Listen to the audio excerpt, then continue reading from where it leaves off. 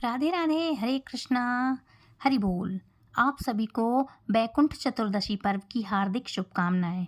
आज कार्तिक महीने के शुक्ल पक्ष की चतुर्दशी तिथि है, जिसे बैकुंठ चतुर्थी कहा जाता है। इसे बैकुंठ चौदस भी कहा जाता है। ऐसा कहा जाता है कि इस दिन हरि और हर की भक्ति करने से पाप मिटते हैं, दुख दर्द दूर होते हैं और घर में सुख समृद्धि बढ़ती है। काशी में मतलब वाराणसी में इस दिन का खास महत्व होता है। बाबा विश्वनाथ मंदिर में परंपरागत रूप के तरीके से पूजा और भव्य महाआरती की जाती है। भगवान विष्णु की पूजा अशीत काल महाआरती की जाती है। भगवान विष्णु की पूजा यानी कि रात के समय में। भगवान शिव की पूजा अरुणोदय यानी कि सूर्योदय से पहले की जाती है। भक्त सुबह सुबह मणिकर्णिका घाट पर जाकर के स्नान करते हैं, जिसे बहुत पवित्र माना जाता है। ऐसी मान्यता है कि बैकुंठ चतुर्दशी पर शिव जी को तुलसी और विष्णु जी को बेलपत्र चढ़ाया जाता है। धार्मिक मान्यता ये भी है कि इस दिन भगवान शिव भगवान विष्णु की पूजा करते हैं और भगवान विष्णु भगवान शिव की पूजा करते हैं, इसलिए इसे हरिहर मिलन का दिन भी माना जाता है। कई मंदिरों में बोलते हैं ना हरिहर हरिहर, तो हरिहर बोला जाता है, हरि और हर का मिलन। अब इनका शुभ मुहूर्त क्या है, तो देखो चतुर्थी तिथि शुरू हो रही है 4 नवंबर सुबह को 2:05 पर। इसका समापन होगा 4 नवंबर रात को 10:36 पर। निशिता काल का शुभ मुहूर्त रहेगा 11:39 से लेकर के 12:31 तक, और कुल अवधि इसकी रहेगी 52 मिनट तक की। और यह समय खास पूजा के लिए बहुत ही शुभ माना जाता है। बात करें इसकी पूजा सामग्री के बारे में, अगर आप घर पे कर रहे हैं तो घर पे भी कैसे पूजा करेंगे, क्या क्या लगेगा आपको, तो मैं आपको बता दूं कि इसके लिए आप जब नहा धोकर के स्वच्छ कपड़े पहनेंगे तो साफ कपड़े पहने, और भगवान के लिए भी अगर आप पोशाक चढ़ाते हैं तो साफ नई धुली हुई पोशाक ले आएँ। कमल, गेंदा के फूल, तुलसी पत्ते, बेल पत्र जरूर से लाएं। घी का दीपक जलाएं। शुद्ध जल मतलब गंगा जल हो, नर्मदा जल हो, संगम का जल हो, कोई भी जल हो सकता है। पंचामृत के लिए दूध, दही, घी, शहद, शक्कर, इन सब चीज़ों का आपको ज़रूर से ध्यान रखना होगा जब जब आप अभिषेक कर सकते हैं भगवान शिव का। खीर या मिठाई जरूर से ले आएँ। अक्षत ले आएँ। अक्षत साबुत वाले होना चाहिए, टूटे हुए नहीं होना चाहिए। शंख और घंटी। अब बात करते हैं इसकी पूजा विधि क्या है, तो सुबह जल्दी उठकर स्नान करके साफ सुथरे वस्त्र पहने। मंदिर या पूजा की जगह को साफ करें, चाहे तो गंगा जल छिड़क दें या घर के मंदिर में भगवान शिव और भगवान विष्णु की मूर्ति को स्थापित करें। पहले भगवान विष्णु की पूजा करें, फिर भगवान शिव की पूजा करें, और यह मानकर पूजा करें कि दोनों देवता एक दूसरे की पूजा कर रहे हैं, यानी कि विष्णु जी शिव जी की कर रहे हैं पूजा और शिव जी विष्णु जी की कर रहे हैं। इनको बेलपत्र अर्पित करें, तुलसी दल अर्पित करें, मिष्ठान चढ़ाएं, ऋतु फल चढ़ाएं, इनकी पूजा करें, आरती करें और अंत में भोग लगा करके और अपनी जो भी गलती हो गई हो भूल चूक के लिए क्षमा याचना ज़रूर से करें। इनके उपाय की बात करें तो देखो, घर के बाहर दीपक ज़रूर जलाना चाहिए, तुलसी को दीपक ज़रूर जलाना चाहिए। आज के दिन आंवले की पूजा करना चाहिए आपको, आंवले और तुलसी की, क्योंकि आंवले में हरि और हर का दोनों का वास होता है। तुलसी मैया में दीपक ज़रूर जलाना चाहिए आपको घर के बाहर। घी का दीपक जरूर से जलाइएगा आज के दिन आप। और कई लोग 365 बत्ती वाला दीपक भी भगवान श्री हरि विष्णु को और विष्णु भगवान को और शिव जी को अर्पित करते हैं। 365 बत्ती कैसे बनाएंगे आप, देखो, नारियल का आधा सूखा नारियल का शेल ले लें, उसको काटें भी अंदर वाला फल सूखा नारियल का और बीच से काट लें। उसमें तिली का तेल, शुद्ध घी या सरसों तेल या फिर मूंगफली का तेल ले करके आप 365 वाली बत्तियां कैसे बनाएंगी, कच्चा सूत आता है या फिर मौली आती है पीली या लाल पतले धागे वाली, उसको 10 15 20 बार लपेटेंगे। अब वो आप ऐसा डिसाइड करिएगा कि वो पाँच पाँच धागे वाली है, 4 धागे वाली है, 3 धागे वाली है। उस हिसाब से आप काउंट कर लेना कि कितनी बार हमको हाथ से घुमाना है, उसके हिसाब से बत्तियां बन जाए, फिर कैंची की सहायता से काट लेना, तो 365 बत्ती वाला आपका दिया बन जाएगा। ये पूरे साल का होगा, मतलब हर रोज़ आपकी एक दिन की बत्ती भगवान को समर्पित होगी। तो साल में 365 दिन होते हैं, तो आपके साल भर का दीपक एक दीपक बन जाएगा, और ये विष्णु जी को और शिव जी को दोनों को समर्पित करेंगे। आज के दिन आप चाहें तो किसी नदी जलाशय में आप जा कर के दीपदान कर सकते हैं। अगर आपके शहर में नदी या कुछ है संभव हो तो आप कर सकते हैं, और नहीं है तो आप एक थाली में ही पानी भरें और इस तरह का दीपक बनाएं और पानी में ही दीपक कर दें। आप जल में दीपदान कर दें। वैसे तो ये बहते हुए जल में करना चाहिए, बहुत ही शुभ होता है। तो इस तरह से आज के दिन आपको करना चाहिए। आज के दिन एक चीज़ और होती है कि श्री हरि विष्णु को बेलपत्र चढ़ती है, लेकिन शिव जी को कभी भी नहीं चढ़ती तुलसी दल। आज के दिन शिव जी के लिए तुलसी दल चढ़ाया जाता है। तो आज तुलसी दल चढ़ता है और भगवान विष्णु के लिए बेलपत्र चढ़ती है। सिर्फ साल में एक ऐसा दिन होता है जो शिव जी को आज के दिन आप तुलसी की मंजरी और तुलसी दल चढ़ा सकते हैं।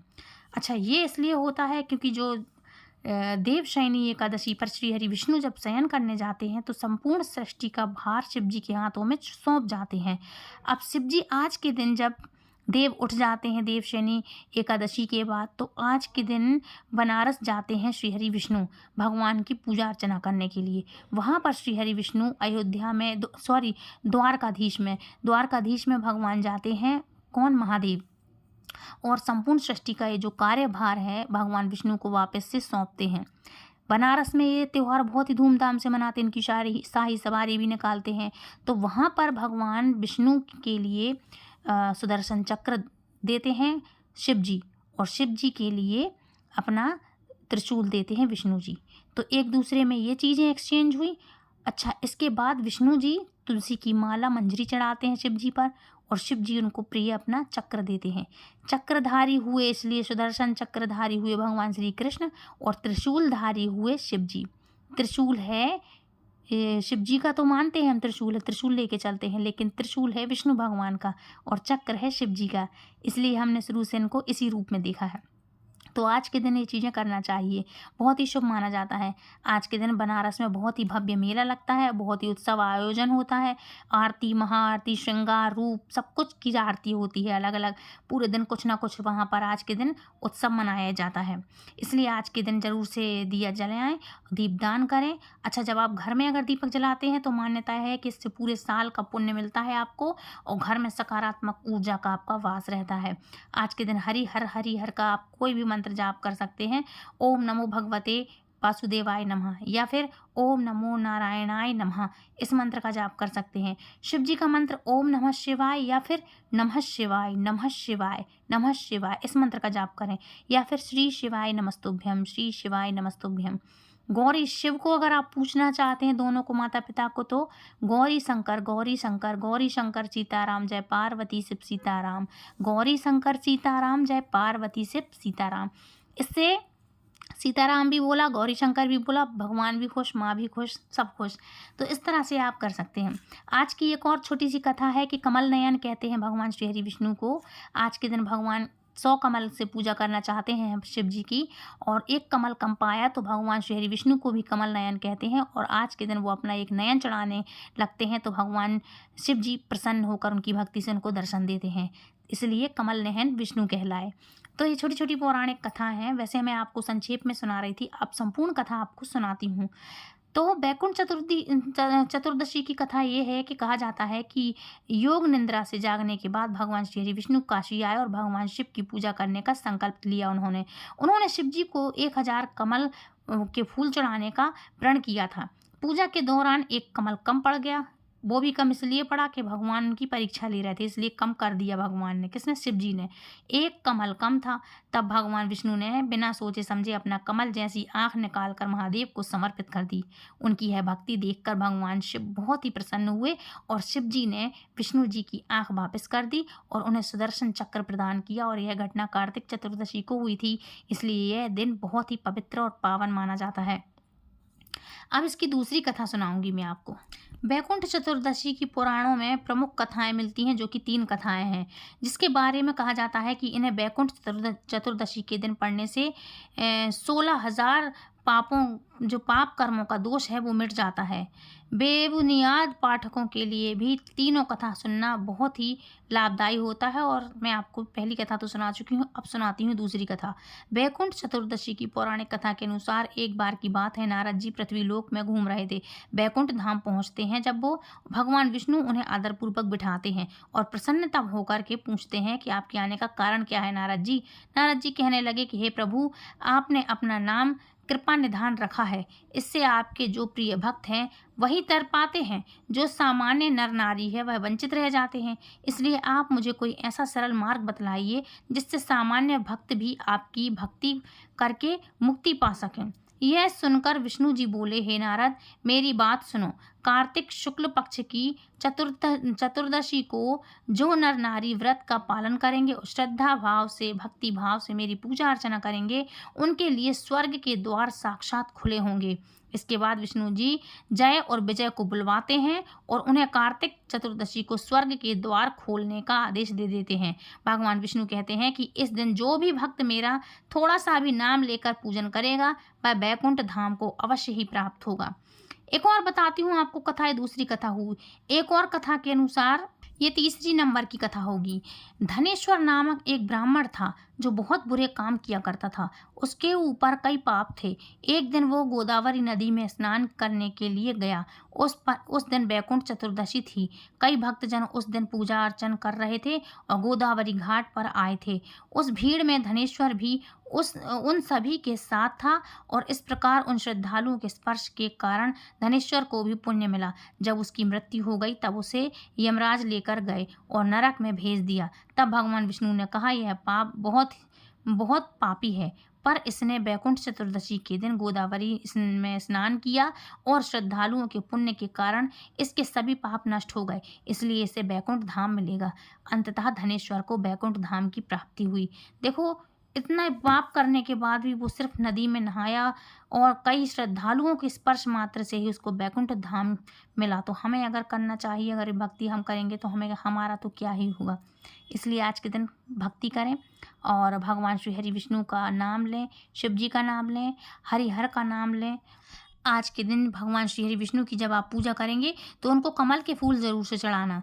और मान्यता ये है कि इससे 14,000 जन्मों के पाप नष्ट हो जाते हैं, मिट जाते हैं। कहते हैं पृथ्वी लोक पर रहने वाले प्राणी को इस दिन व्रत और जगत के पालनहार श्री हरि विष्णु की पूजा करने से मृत्यु के बाद यमलोक की पीड़ा नहीं सहनी पड़ती है। और ऐसे में बैकुंठ चतुर्दशी पर फलाहार व्रत भी आप कर सकते हैं, जैसे फलाहार कर सकते हैं। ठीक है। अच्छा, आज के दिन कौन से मंत्रों का जाप करना चाहिए? तो देखो, ओम नमो भगवते वासुदेवाय या ओम नमो नारायणाय, ये तो मैंने बताया है। ओम नमः शिवाय जैसे सरल और शक्तिशाली मंत्रों को जल्दी सिद्ध माना जाता है, क्योंकि यह सबसे सरल और शक्तिशाली मंत्रों में से एक माना जाता है और एक है। मंत्र की सिद्धि के लिए गुरु का मार्गदर्शन, सही विधि और नियमित रूप से जाप करना आवश्यक होता है, तब ये मंत्र सिद्ध होते हैं। सबसे सरल और शक्तिशाली मंत्र कौन सा है? तो ये है पंचाक्षर मंत्र ओम नमः शिवाय। इस मंत्र को सरल और शक्तिशाली और जल्दी सिद्ध होने वाला मंत्र माना जाता है। किसी भी मंत्र को सिद्ध करने के लिए गुरु की दीक्षा और मार्गदर्शन आवश्यक होता है। गुरु की देखरेख में ही मंत्र की सही विधि का ज्ञान होता है, जैसे कि संकल्प लेना, माला का सही करना, माला सही तरीके से करना, सही दिशा का चुनाव करना। अच्छा, किसी भी मंत्र की सिद्धि के लिए निरंतर और सही तरीके से जाप करना बहुत ही ज़रूरी माना जाता है। सिद्धि मंत्र किसी भी अस्त्र की तरह तुरंत काम नहीं करते, बल्कि मंत्र की शक्ति का अनुभव व्यक्ति को अपने कार्यों में सफलता के रूप में होता है, जैसे कि थोड़े ही समय में असीम शांति और आनंद की अनुभूति होना, आनंद प्राप्त होना। अच्छा, अन्य शक्तिशाली मंत्र कौन से हैं? तो गायत्री मंत्र, महामृत्युंजय मंत्र और ओम नमो भगवते वासुदेवाय जैसे मंत्रों को भी शक्तिशाली और कल्याणकारी मंत्र माना गया है। इनमें से हनुमान जी के भी मंत्र बहुत से सिद्ध हैं, प्रिय हैं। भगवान विष्णु का प्रिय मंत्र कौन सा है? तो ओम नमो भगवते वासुदेवाय, ओम नमो नारायणाय। इन मंत्रों को द्वादशाक्षर मंत्र कहा गया है, मतलब 12 अक्षर भी कहा गया है, 12 अक्षरों वाला मंत्र। यह वैष्णव संप्रदाय के लोगों के लिए प्रमुख मंत्र माना जाता है, जो वैष्णव संप्रदाय से आते हैं। भगवान विष्णु को नमन करता हूँ मैं, उन दिव्य शक्तियों को या नमन करती हूँ मैं, या उन शक्तियों को सर्वत्र व्याप्त हैं जो। अच्छा, ओम नमो भगवते वासुदेवाय, इसका अर्थ ये होता है ना, मतलब इसका अर्थ ये होता है कि मैं भगवान विष्णु को नमन करता हूँ या करती हूँ, उन शक्तियों को सर्वत्र व्याप्त करती हूँ मैं। अच्छा, ओम नमो नारायणाय, इस मंत्र में परम वास्तविकता या नारायण को समर्पित होता है, ये वास्तविकता है। और इसका अनुवादन है कि मैं नारायण को नमन करता हूँ या करती हूँ। भगवान विष्णु के प्रिय मंत्र तो यही हैं। ओम विष्णवे नमः, यह भी एक प्रचलित मंत्र है, ओम विष्णवे नमः, है ना। और ओम हूम विष्णवे नमः, यह एक अन्य शक्तिशाली मंत्र है।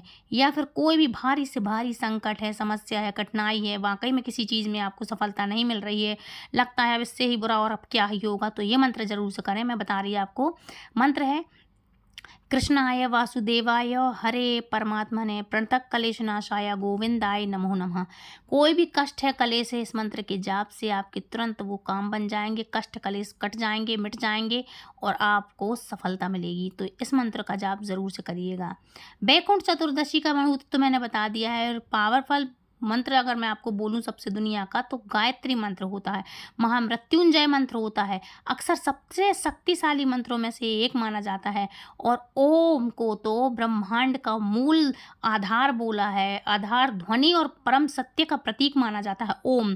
तो सिर्फ अगर आप ओम का जाप भी करते हैं या गायत्री मंत्र का ज्ञान करते हैं, आप प्रकाश है की देवी गायत्री को समर्पित होता है, तो आप गायत्री मंत्र किसी भी आप जैसे दीक्षा ली है गुरु के बिना ना करें। महामृत्यु मंत्र को मुक्ति और दीर्घायु प्रदान करने वाला मंत्र माना गया है। मृत्युंजय मंत्र तो ऐसा है कि कोई व्यक्ति यदि शैया पे लेटा है, मृत्यु पास है, और ये व्रत यदि किया जाए, मंत्र किया जाए, तो मृत्यु भी निकट नहीं आ सकती है। तो इन मंत्रों को जाप जरूर से करिएगा आप, और ध्यान रखिएगा जो मैंने आपको बताया है उपाय के थ्रू, कि अगर आप घर में बत्तियां बना करके करना चाहें तो एक 365 दिन के हिसाब से आप एक दीपक बना लें, चाहे मिट्टी का बना लें, आटे के बना लें, या फिर कोई भी किसी भी चीज़ का बना लें, नारियल के गोले का दीपक बना लें, तो भगवान विष्णु और शिव जी को समर्पित करें। और एक 365 दिन का आप बना लें, तो आप नदी में, तालाब में या घर में ही बाल्टी में पानी में रख करके वो पानी में समर्पित करें। तो ये इससे आपका दीपदान भी हो जाएगा और भगवान के निमित्त भी आपका दीपदान जो है समर्पित हो जाएगा भगवान को। तो इस तरह से आप बनाइएगा, दीपदान करिएगा। और आज के दिन अगर आप दान देना चाहें तो ब्राह्मण को, किसी भी साधु को, संत को दान ज़रूर से करिएगा। और कल पूर्णिमा है तो कल भी आप दान कर सकते हैं। अच्छा, पूर्णिमा की वीडियो अगली वीडियो में आएगी। फिलहाल तो आप इस वीडियो को एंजॉय करें। फ्रेंड्स, मिलती हूँ नेक्स्ट वीडियो में, तब तक के लिए राधे राधे, हरे कृष्णा। और आप सभी भक्तजन को बैकुंठ चतुर्दशी की हार्दिक हार्दिक शुभकामनाएं। और वीडियो पसंद आए तो प्लीज़ वीडियो को लाइक शेयर कमेंट करें, चैनल सब्सक्राइब करें। पहली बार आए हैं तो चैनल को सब्सक्राइब करके बेल आइकन कॉल पर प्रेस करें, ताकि हर एक वीडियो सबसे पहले आप तक पहुँच पाए। तो friends, do like share and subscribe. Hare Krishna, Hari बोल, हरि हर।